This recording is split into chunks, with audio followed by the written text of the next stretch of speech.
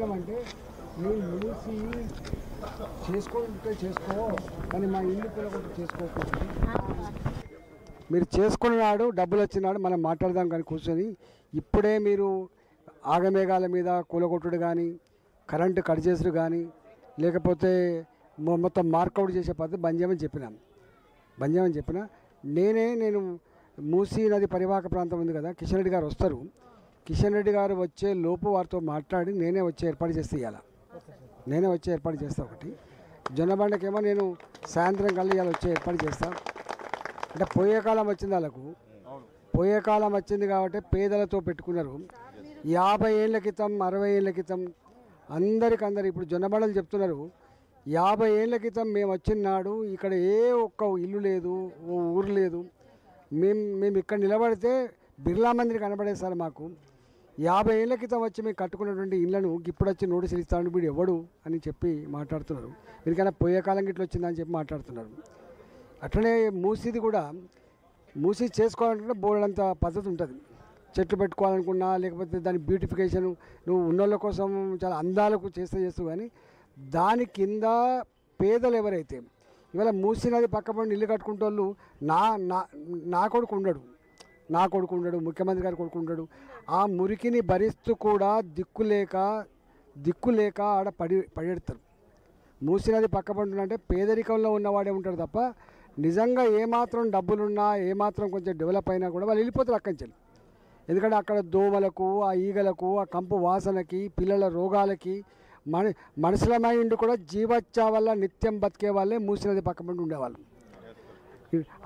అందుకనే ఇవాళ గట్లాడి వాళ్ళు అంటే మూసే దిక్కు అని బతుకుతున్న వాళ్ళు 30 ఏళ్ళుగా 40 ఏళ్ళుగా గవాలని ఎందుకు ఇబ్బంది పెడతాం. మూసీ నదికి వీళ్ళైతే చైతన్యపూరి కొత్తపేటలకు మూసీ నదికి 60 ఫీట్ల ఎత్తులో ఉన్నటువంటి ప్రైవేటు భూముల లేఅవుట్లు చేస్తే కొనుక్కున్నారు పాపం. వీళ్ళు ఇల్లు కట్టుకున్నారు, వీళ్ళు లోన్లు తెచ్చుకున్నారు, చిన్న నౌకరీ చేసుకుంటోళ్ళు నెలకు 3,000 5,000 రూపాయలు ఇన్స్టాల్మెంట్ కట్టుకున్నారు. గవాల మీద కూడా ఇలా దౌర్జన్యం చేసే ప్రయత్నం చేస్తున్నారు. ఒక్క మాటలో చెప్పాలంటే హైదరాబాద్లో ఇవాళ హైదరాబాద్ మొత్తంలో చెరువుల పక్కపంటి కావచ్చు, మూసీ నది పక్కపంటి కావచ్చు, ఆనాడు దిక్కులేని గుట్టలల్లో చెట్లల్లో పాములు కడతాయని తెలిసి కూడా తేళ్లు కడతాయని తెలిసి కూడా మన పిల్లలు చచ్చిపోయినప్పటికి కూడా దిక్కులేక ప్లాస్టిక్ షీట్లు వేసుకొని రేకుల షెడ్లు వేసుకొని ఇవాళ మెల్లమెల్లగా ఒక తరం కష్టపడితే ఇప్పుడే ఒక స్టోర్ ఇల్లు వేసుకున్నాం, లేకపోతే చిన్నపాటి ఇల్లు కట్టుకున్నాం. ఇవాళ 50 ఏళ్ళ తర్వాత వచ్చి ఈయన మొత్తం పేదలందరినీ తీసేస్తా ఇట్లనే ఆనాడు వాళ్ళ సంజయ్ గాంధీ కూడా ఇట్లనే చేసిండు. టర్కమెన్ గేట్ అని చెప్పి ఢిల్లీలో మారుతి కంపెనీ కోసం ఆనాడు ఢిల్లీలో ఉన్నటువంటి మొత్తం పేదల ఇల్లు కూలగొట్టిండ్రు, అట్లనే పోయిండ్రు. అంటే ఎప్పుడు కూడా పేదోళ్ళతో పెట్టుకున్నోడు పేదోళ్ళ కళ్ళల్లో నీళ్ళు చూసినోడు ఎప్పుడు వాడికి మంచి జరగదు. ఇలా పోయే కాలం వచ్చినట్టుంది కాబట్టి ఇట్లా వచ్చేస్తున్నాడు. ఇలా హైదరాబాద్ మొత్తంలో నేను ఏ కలెక్టర్తో మాట్లాడినా ఏ మంత్రితో మాట్లాడినా అట్లా నోటీసులు వచ్చినాయా మాకు తెలియదు అంటుంది తప్ప ఎవ్వరు కూడా ఇలా ఇన్వాల్వ్ అవుతలేరు. ఇక ఆయన హైడ్రా కమిషనర్ అయితే మాకు ఎవరికి చెప్పాల్సి అక్కర్లేదు, మేము నోటీసులు ఇవ్వాల్సి అక్కర్లేదు, మేము ఎవరిదైనా కూలగొట్టే అధికారం ఉందని ఆయన అంటున్నాడు.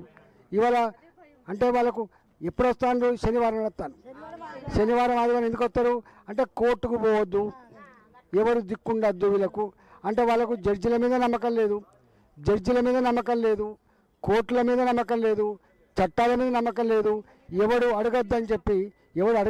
అడగటం లేదనేటువంటి పద్ధతిలో అంటే రాజుల కానీ నిజాం సర్కార్ కంటే కూడా దుర్మార్గుడు అయిపోయాడు. ఇవాళ వాళ్ళు చెప్తున్న ప్రకారంగా తెలంగాణ దొంగ రాత్రి వచ్చి ఇలా డిస్టర్బ్ చేసే ప్రయత్నం చేస్తున్నారు. ఇప్పటికే మొత్తం హైదరాబాద్లో పేదోళ్ళు ఎవరైతే 40 ఏళ్ళుగా 50 ఏళ్ళుగా రెక్కల కష్టాన్ని నమ్ముకొని కుటుంబాన్ని పోషించుకునేటువంటి వాళ్లకు కంటి మీద కొనుక్కు లేకుండా చేస్తున్న ప్రభుత్వం రేవంత్ రెడ్డి ప్రభుత్వంగా చరిత్రకెక్కింది.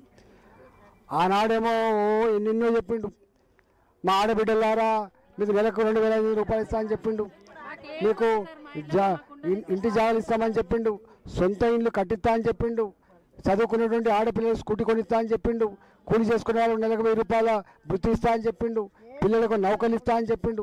ఈ మాటలు మాత్రం ఆనాటి ఆ ఆనాడు ఆయన మాట్లాడిన మాటలు మళ్ళొకసారి మీరు సెల్ ఫోన్లలో చూడండి. ఇవాళ చేస్తున్న దుర్మార్గ పనులేందో మీరు ఒకసారి చూడండి. అంటే వీళ్ళ నైజం మనకి ఇప్పుడు అర్థమైపోయింది. వీళ్ళు మేకవన్య పురులు. ఆనాడు మన ముందుకు వచ్చినప్పుడు దండం పెట్టుకుంటా, మొసలి కన్నీళ్ళు కాల్చుకుంటా, పేదల కోసమే మేము వస్తున్నాం, కాంగ్రెస్ పార్టీ అంటే పేదల కోసం ఉందని చెప్పిండు. ఇవాళ ఓటేసిన కర్మానికి, అధికారం ఇచ్చిన కర్మానికి ఇవాళ గింతమంది పేదల ఉసురు పోసుకునే ప్రయత్నం చేస్తున్నాడు. మొన్న నేను చెప్పిన పేదల కన్నీళ్ళలో కొట్టుకపోతా నా కొడుక అని చెప్పినాం. నీకు ఏం 50 ఏళ్ళ కోసం ఇవ్వలే కొడుక, నీ గవర్నమెంట్ 50 ఏళ్ళ కోసం రాలే, 40 ఏళ్ళ కోసం రాలే, నీకు ఇస్తే 2025 వరకు ఉన్నది. ఇప్పటికే సంవత్సరం గడిచిపోయింది. సంవత్సర కాలంలో ఇచ్చిన మాట ఒక్కడి కూడా నిలుపుకోకుండా, ఇచ్చిన మాట ఒక్కటి కూడా అమలు చేయకుండా ఉల్టాను పేదల బతుకులలో మట్టి కొడుతున్నాడు. ఇలా వాళ్ళ కళ్ళల్లో నీళ్ళు చూసే ప్రయత్నం చేస్తున్నావు. కాబట్టి డెఫినెట్గా నేను ఉన్నంత వరకు మీకోసం కొట్లాడతా. అవసరమైతే మొత్తం భారతీయ జనతా పార్టీ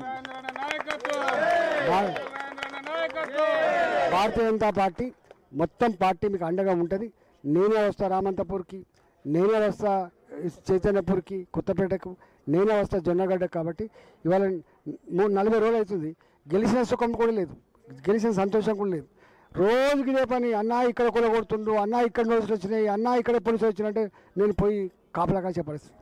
నేను ఎదుకు తిరుగుతున్నా, వాడు ఎదుకు. మొన్నైతే నల్ల చెరువు అయితే పాపం ఆయన ఏమడిగింది నల్ల చెరువులో, అయ్యా మాది భూమి కాదు, మేము లీజ్ తీసుకున్నాం, పట్టా భూమి అని చెప్తే లీజ్ తీసుకున్నాం. 45-50 లక్షల రూపాయలు పెట్టి మేము అన్నీ ఒక 20 ఏళ్ళు భార్యాభర్తలు పిల్లలమంతా అక్కడ కష్టపడితే ఈ షెడ్ వేసుకున్నాం. మేము క్యాటరింగ్ చేసుకొని బతికేటోళ్ళం. ఒకవేళ కూల కొడతా అంటే కూల కొట్టుకో, మాకు 3 గంటల టైం ఇవి, 3 గంటలని సామాన్యాన్ని తీసుకుపోతామని చెప్పింది. ఒక ఆమె ఇక్కడ గగనపాలలో నా కొడుకు క్యాన్సర్ ఉంది, నేను నీళ్ళ ప్యాకెట్లు అమ్ముకొని బతుకుతా, నాకు ఇది తప్ప నాకు మార్గం లేదు, నాకు ఎవరు లేరు, నేనే పెద్ద నా ఇంట్లో అని చెప్పి ప్రాధేయపడి కాళ్ళ మీద పడ్డప్పటికి కూడా కనికరించకుండా ఆమె మొత్తం పీకేసారు. ఒక ఆయన అయితే నా కంపెనీ మిషన్లు చాలా కాస్ట్లీ మిషన్లు సార్, నేను ఒకవేళ నువ్వు టైం ఇవి, నాకు 2 రోజులు టైం ఇవి, 3 రోజులు టైం ఇవి తీసుకుంటా అంటే ఆ మిషన్ల మీద కూడా షెడ్లు కూలగొట్టింది సరిపోక మిషన్ల మీద కూడా డోజర్లకి తొక్కిచ్చి శత్రువులు ఎట్లయితే కసితో చేస్తారో గట్టడి పని చేసింది. అంటే అందువల్ల అంటే ఇవాళ రేవంత్ రెడ్డికి ఓట్లేసి అధికారం కట్టబెట్టింది పేదల ఇల్లు కూల్చడానికి కాదు, పేదల కళ్ళలో మట్టి కొట్టడానికి కాదు, పేదల బతుకులు చిత్రం చేయడానికి కాదు, దౌర్జన్యం చేయడానికి కాదు. ఇవన్నీ దమ్ముంటే అనేక ఉన్నాయి, అవన్నీ చేసిపెట్టు. ఇవాళ మీకు తెలుసా అమ్మ, దవాఖానాల్లో పనిచేసేటువంటి చిన్న స్టాఫ్ ఉంటే చూసినా, చిన్న ఉద్యోగులు స్వీపర్లు కావచ్చు, 6 నెలలు అయితే జీతాలు రాక, 6 నెలలు గవాళ్ళకు జీతాలు ఇచ్చే దమ్ము లేదు నీకు. నువ్వు జీతాలు లేవు. ఊర్లలో సర్పంచులుగా, ఊర్లలో వార్డు మెంబర్లుగా, ఊర్లలో ఎంపీటీసీలుగా ప్రభుత్వాన్ని నమ్మి పెట్టుబడి పెట్టి పనులు చేస్తే వాళ్ళకు 3 ఏళ్ళు అవుతుంది పైసలు దాకా. 60 మంది సర్పంచులు ఆత్మహత్య చేసుకున్నారు.